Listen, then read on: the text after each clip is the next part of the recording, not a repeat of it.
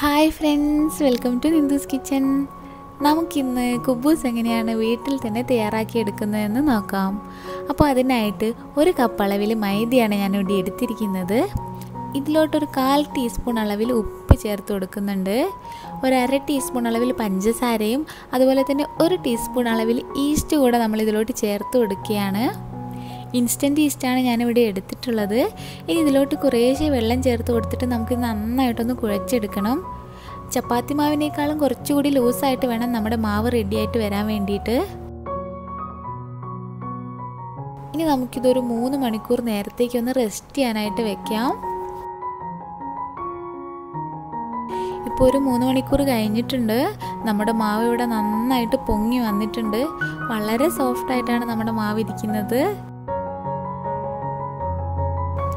നമുക്ക് ചെറുതായിട്ട് ഒന്നുകൂടി കുഴച്ചെടുത്തിട്ട് ചെറിയ ചെറിയ ബോൾസ് ആക്കി മാറ്റാം.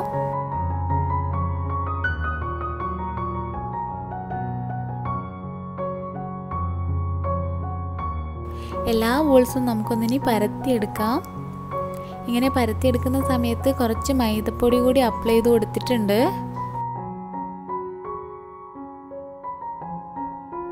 ഈ ഒരു കനത്തിലാണ് നമ്മളിതൊന്ന് പരത്തിയെടുക്കുന്നത്. അപ്പോൾ എല്ലാ ബോൾസും നമ്മളിങ്ങനെ പരത്തി എടുത്തിട്ടുണ്ട്. ഇനി നമുക്കിതൊന്ന് ചുട്ടെടുക്കുകയാണ് ചെയ്യേണ്ടത്. അതിനായിട്ടൊരു പാനിൽ ഓയിലൊക്കെ അപ്ലൈ ചെയ്ത് വെച്ചിട്ടുണ്ട്. നമുക്കിതൊന്ന് ചുട്ടെടുക്കാം.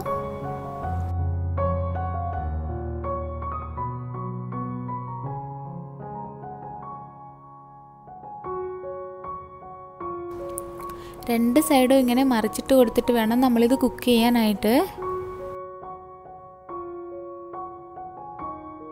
ഇങ്ങനെ നമുക്ക് ഓരോന്നും കുക്ക് ചെയ്തെടുക്കാം. അപ്പോൾ നമ്മുടെ ഹോം മെയ്ഡ് കുബൂസ് ഇവിടെ റെഡി ആയിട്ട് വന്നിട്ടുണ്ട്. അതുപോലെ തന്നെ ഈ കുബൂസ് ഉപയോഗിച്ചുകൊണ്ട് എങ്ങനെയാണ് വീട്ടിൽ തന്നെ ഷവർമ തയ്യാറാക്കുന്നത് എന്നുള്ളൊരു വീഡിയോ കൂടെ ഞാൻ ഇതിൻ്റെ കൂടെ അപ്ലോഡ് ചെയ്യുന്നുണ്ട്. അപ്പോൾ എല്ലാവരും അതും കൂടി ഒന്ന് കണ്ടു നോക്കുക.